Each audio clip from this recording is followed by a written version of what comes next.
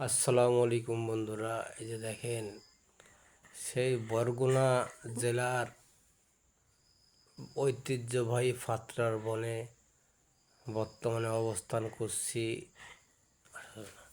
কুয়াকাটা সমুদ্র সৈকত থেকে স্পিড বোটে চলে আসলাম।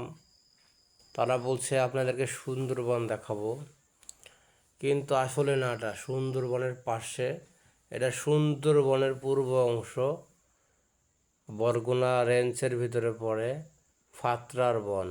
বরগুনা জেলার ফাতরার বনের ভিতরে ঢুকে যাচ্ছি আমরা। এখানে 5 জন আছি এবং আমার সাথে বাইরকার আরও দুজন ছিল, তারাও আমার সাথে স্পিরিট বোর্ডে ওঠে। বলছি চলেন, সমস্যা নাই। তারা চলে এসেছে, আমাদের পিছে পিছে আসছে তারা। আর আমাদের এই গ্যাংস্টারগুলো দেখেন, আমরা 5 জন। এই 5 জন আমরা চলে যাচ্ছি গুটি গুটি পায়ে বনের ভিতরে।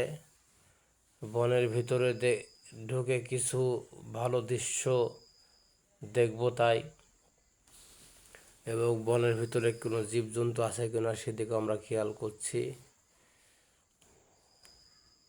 সুন্দরবনের মতোই অনেকটা মিল আছে এই ফাতরার বনের। এই ফাতরার বন দেখার জন্য আমরা স্পিড বোটে চলে আসলাম। স্পিড বোটের অনেক ভাড়া, তাও চলে আসতে বাধ্য হলাম। জীবনে ঘোরাফেরা, মানুষ তো সবসময় সময় পায় না, তাই সময় থাকতে ঘোরাফেরা করা আমাদের উচিত, তাহলে মনটা ফ্রেশ হয়ে যাবে। সোহেল ভাই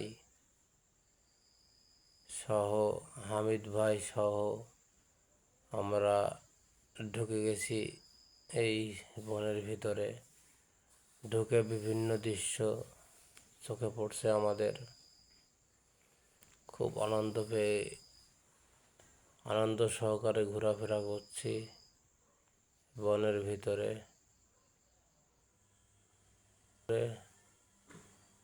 চলে আসুন বরগুনা জেলার এই ফাতরার বনে,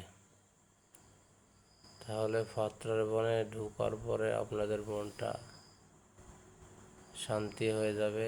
এত সুন্দর বন দেখে মানুষের কোলাহল জাগে যে আমরা কিভাবে এইসব বনে যাব, কবে যাব, কিভাবে যাব। মানুষের কষ্ট, কোলাহল, আফসোসের শেষ নাই। তাও মানুষ দেখে অনেকটা,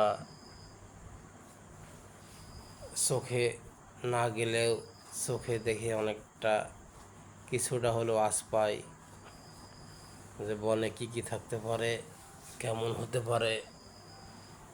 আমাদের ভিডিওগুলো তাই দেখতে বলি বন্ধুদেরকে, যে বন্ধুরা ভিডিওগুলো বেশি বেশি দেখবেন এবং শেয়ার করবেন এবং বেল আইকনটি টিপে রাখবেন, সাবস্ক্রাইব করবেন।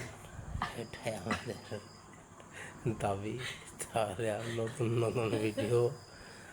নতুন ভিডিও আপনাদেরকে উপহার দিতে পারবো। এটাই আমাদের মনের প্রত্যাশা। তা না হলে, তাই আপনারা দেরি না করে বন্ধুরা এই চ্যানেলগুলো সাবস্ক্রাইব করবেন এবং বিভিন্ন প্রাকৃতিক দৃশ্য দেখবেন। এটাই আমাদের আশা প্রত্যাশা।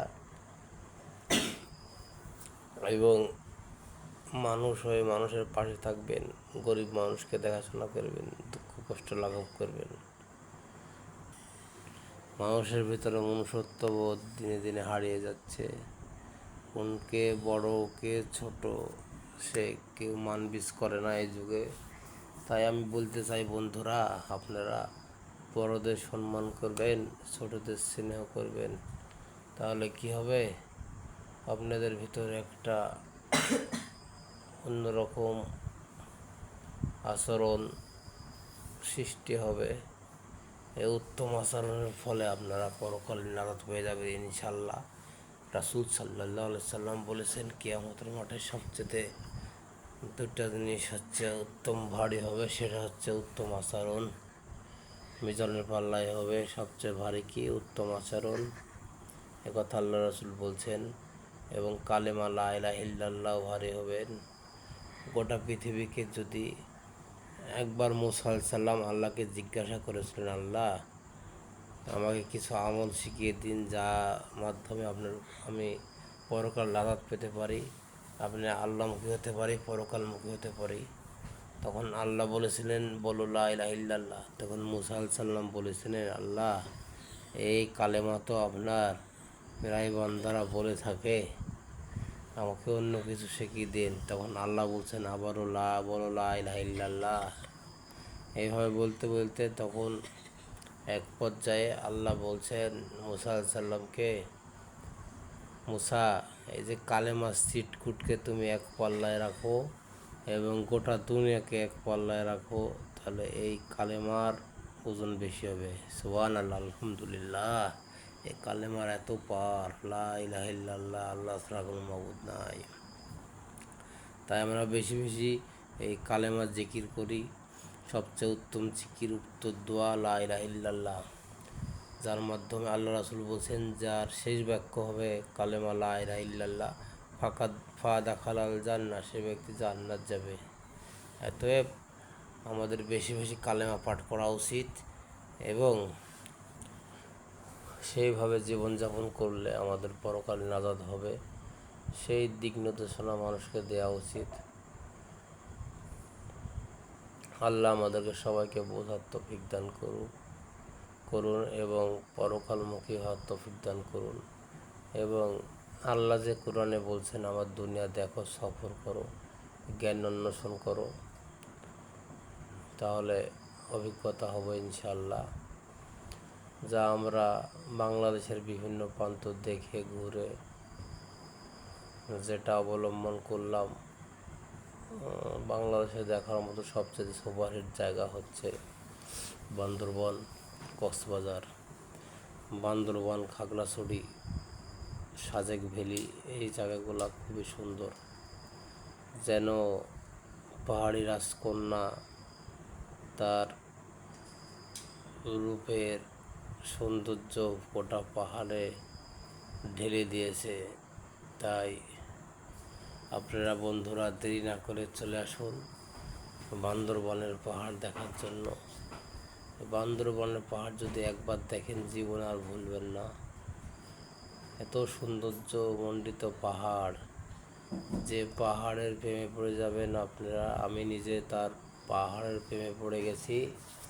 এই পাহাড়ে এত ঢালে মানুষের বসবাস, যারা উপজাতি, বাঙালি, বিভিন্ন পর্যায়ের যারা লোক আছে, চাকমা উপজাতি, গারো, অনেক উপজাতি তারা থাকে এই পাহাড়ি অঞ্চলে। তারা খুব পরিশ্রম করে, তাদের জীবনযাত্রা খুব কঠিন। এই যে দেখেন পাত্রার বনের সামুদ্রিক, কুয়াকাটার সমুদ্রের দৃশ্য, আলহামদুলিল্লাহ দেখতে পাবেন এখান থেকে। পটুয়াখালী